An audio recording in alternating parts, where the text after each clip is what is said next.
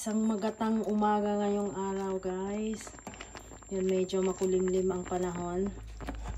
Kaya nagata ako ng kalabasa na may hipon. Ayan. Maraming salamat nga pala. Yun sa ating kaibigan na binigyan tayo ng hipon.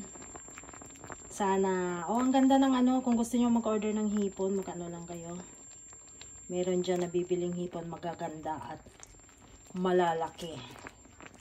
Ganito siya kalaki na hipon. Oh, diba? Super ganda. Fresh na hipon. Ayun.